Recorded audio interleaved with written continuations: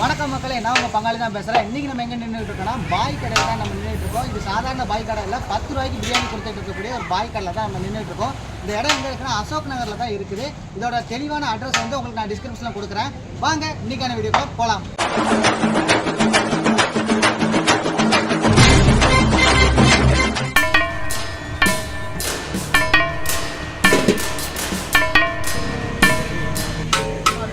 ஆரம்பிக்கலாங்களா?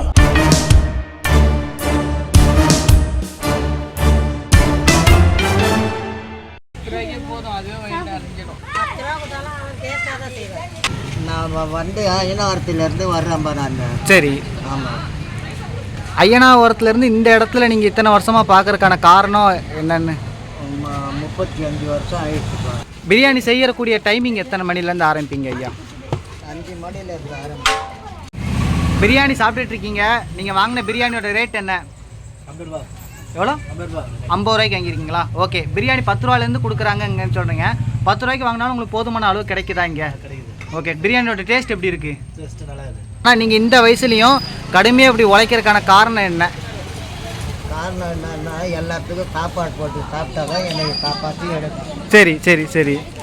ஆ ஆ ஆ. நான் அது வர தான் வரேன். நான் சம்பாதிக்கிறதுக்கு வரல. நான்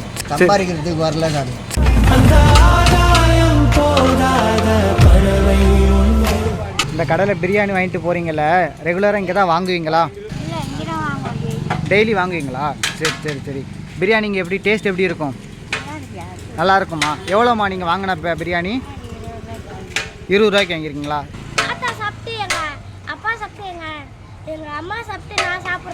ஓ, 3-4 தலைமுறையாக நீங்கள் 3-4 தலைமுறையாக நீங்கள் சாப்பிட்டுட்டு இருக்கீங்களா?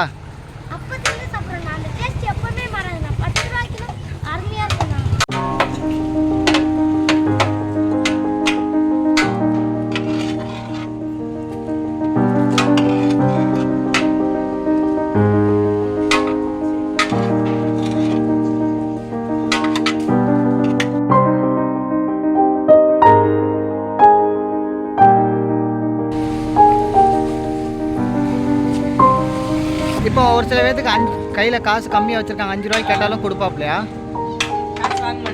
ஓ சரி சரி. இது ஒரு சேவை மாதிரி செஞ்சுக்கிட்டு இருக்காங்கன்னு சொல்லுவாங்க. சரி சரி சரி.